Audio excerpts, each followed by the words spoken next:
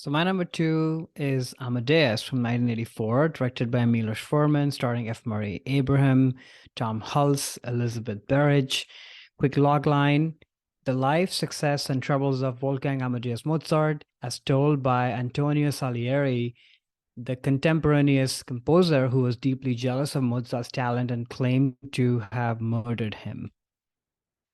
Yeah, I don't know. For those who haven't watched this movie, it is set in the time period of Mozart's sort of height to power, but the movie does a very interesting thing of obviously showing Mozart's genius, who is, I would say, the protagonist or at least the catalyst of the movie, but it's Hmm. done more from the point of view of Salieri, which, as the IMDb description said, is this other composer who is older, senior, much higher in rank, is at the palace and such already, but is totally terrified and jealous of the amazing talent of Mozart, and everything that sort of inspires and transpires thereafter. Hmm. Uh, had you watched this movie before, Alex? Yeah, this is one of my favorite movies of all time. I put it in my top 10. I'm Yeah, so glad you put this on. I love watching this movie. It's just a incredible film. Huge fan. it really is.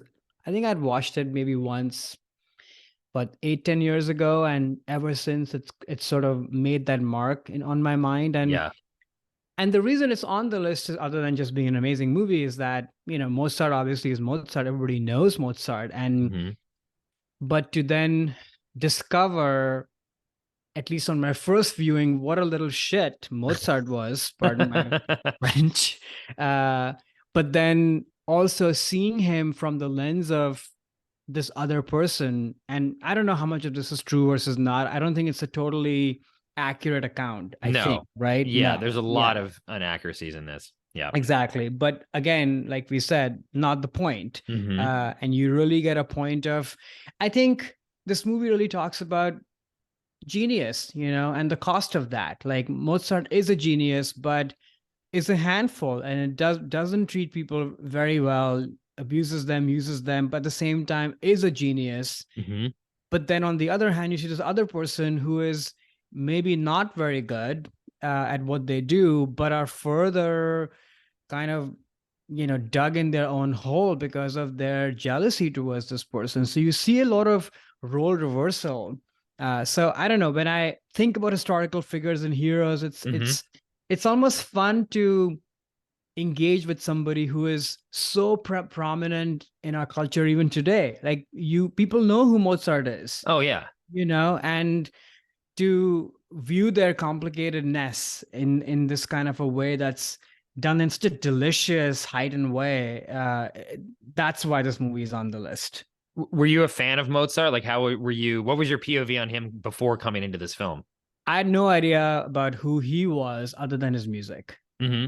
And in fact, that's the thing, even in the movie, right? Like, when he's in the jail, Salieri, the priest and other people, the moment he talks about classical music or plays a tune, they know Mozart's tune, but they don't Right. know anybody else's tune, which Yep. is sort of true even Yeah. till this date. Like, I knew his work, but I didn't know much about him. And to discover all of this messiness, even if it's not all true, was really fun.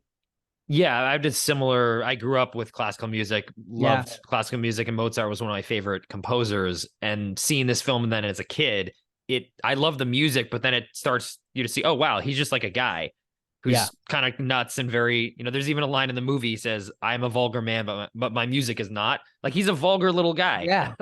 And it sort Farting of all makes over the him place. exactly, And yeah. oh, And that piece was actually all true. That part, there's a lot of letters that he was sending to his cousins and things where they're super vulgar and like a lot of dirty jokes and stuff in there. So he was like a vulgar man, like he admits to in the film.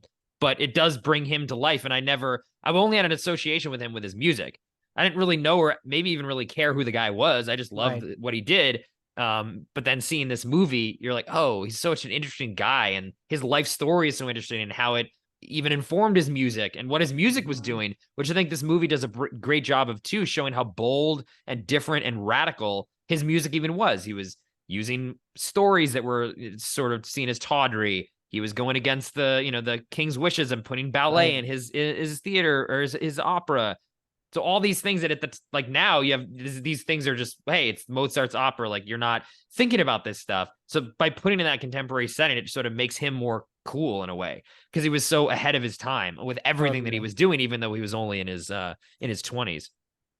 Kind of amazing. And that's the other thing. I think the movie does a great job of showing what it is to be an artist. Like it would be so Right. difficult and drab to show on screen what does it take to create music. And I think this Mm-hmm. movie is like probably one of the best movies I've seen that shows the process Mm-hmm. of creation of art and the trials and tribulation. And to our earlier conversations of empathy, like you start the movie by judging Mozart and what a little shit he is and what have you, Mm-hmm. but then you start to develop a lot of empathy for him because he's truly, even though he's a vulgar man, he truly is a student of art. Right. And he wants to do well. Like this is all he does. And you sort of build empathy versus Salieri, who's probably fine at what he does, but he's spending all of his energy and time in just, putting the other guy down as opposed to focusing on his music. Versus Amadeus, he loses everything: his Right.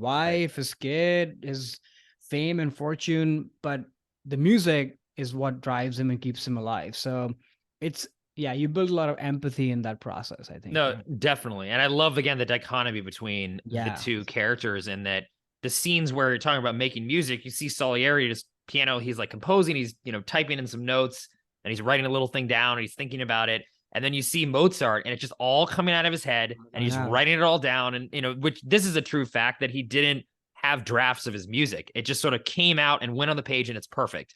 And so it's like a genius next to Totally. just a normal guy. I mean, that's the whole theme of this movie too, right? Mediocrity. It's like I'm the patron saint of all the folks who are just the mediocre around the world, which is most people are mediocre at Yeah. all their job. There are very few people that are really, to use what this film says, touched by God and given this gift. There's few geniuses that have ever existed that at least we have record of, Mozart being one of them. And it just showing that dichotomy between the two, one person who wishes he had that is in a way loves being in the presence of Mozart because he can see the genius and the music really touches him. But there is that envy and that jealousy there that drives him mad. Like he would have been totally fine just being like, oh, wow, this kid's really cool. I'm going to Yeah. help him. Just enjoy the music. I In still have fact, my cushy Mozart job. takes him as a teacher He and wants does. to actually, and Right. he abuses that so Yep. badly.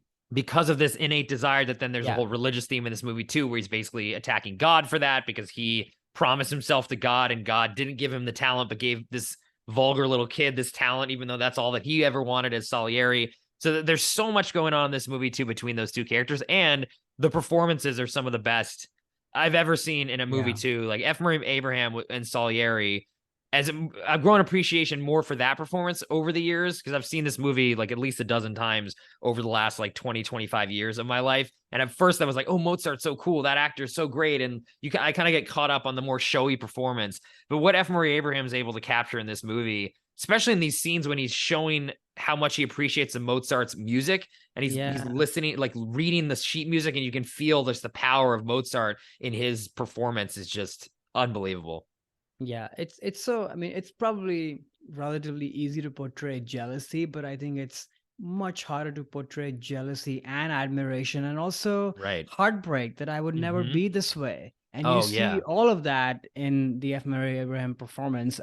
I will say though, over time though, to me it was the opposite. Like I was all Mm. about F. Murray Abraham's performance, and Tom Halsey was like a fine. But as I watched the movie more and more, I've come to appreciate Tom Halsey's performance a Mm-hmm. lot more, to the point that maybe it's the makeup on old F. Murray Abraham, like that Mm. doesn't really hold up anymore. Mm. So that in this last viewing, I found that to be a little bit distracting versus Tom Halsey was just, I was like, oh, he's like an equal Mm-hmm. to the other performance. So Yeah. either way, they're both amazing. The whole Yeah. ensemble is great. Production design, period setting, all of it is amazing. Yeah. For sure. And just the movie's so funny too. Like Ah, Jeffrey Jones, another call out as the Emperor, his too many notes, and well, yeah. there it is. Like that, some of the funniest stuff you'll see in a movie. The movie sort of has a little bit of everything, and it's 3 hours, but it just, I think for me at least, kind of you Flies blow by. right through it because Yeah. it's just so entertaining. I can't speak more highly of this film. And again, it just in this context of a historical figure where a listener might just hear Mozart and assume what he would have been like. Right. And then seeing this and just like, oh wow, like he was Right. just a guy, like some normal pop star today who's on the top, really talented, but also kind of a little bit of a train wreck. I mean, Mozart was kind of a train wreck. He always spent too much money, partied too hard. He lived life to its fullest, and I think maybe that's why he gave us such great music. Sometimes that's the price you pay for being in touch with musical talent is hedonistic lifestyle. Maybe those two things are tied together somehow. Probably. In that, like what you said, the movie is very contemporary and will be contemporary. The other thing we didn't touch on is that what we do to our heroes. There's a little bit of Salieri in all of us, in a way, where we look at people who are very talented or more talented than we are, and we're like, oh, he's just a little shit. Like, right. You find the faults and you focus on them and you kind of bring them down, as what society does too. So that's the other theme that's at play, that even though everybody recognizes that this person is a genius, they can't wait to bring him down. Right. The people in the court are conspiring against him. Obviously, Salieri's doing horrible things behind the scenes just to tear the guy down. But at the end of the day, even though unfortunately, I mean, he doesn't actually kill Mozart in real life, but Mozart did die really young. But the joke's on them, because Salieri never would be remembered today if it wasn't for this movie. Right. And the movie's called Amadeus anyway, which is sort of like a dig at him. Like he's still riding Mozart's coattails. Even the reason why we're mentioning him in this podcast, or else he'd be forgotten. Because of Mozart. Because of Mozart. So Salieri. Which, I mean, the real guy I'm sure wasn't like this, so I don't want to knock the real guy, but the fictional Salieri in this movie, which just one more point on the truth thing that we were discussing about too, what this movie does so brilliantly is it's told through Salieri. So he's an unreliable narrator. So really you can't kind of attack this movie for historical inaccuracies. Can you say, hey, look, it's Salieri. He's an old senile man telling a story. He can't expect him to be 100% true. So it's not meant to be true from the outset, which I think is 100% true, which I think is just brilliant about the framing of this, which is based on a play. So I don't want to give the movie too much credit, but absolute genius. I can't, speak more highly of this film. Yeah. Hey there, it's Alex. If you like the review and discussion Karan and I just had, make sure you subscribe to our channel, Movies That Shaped Us, to get full episodes. Every other Wednesday, Karan and I cover a topic around important people, places, events, and moments in our lives, and then explore it through 3 of our favorite movies. Subscribe right now, or follow our podcast on Spotify or Apple Podcasts via the link in the description below. Hope you join us for the journey.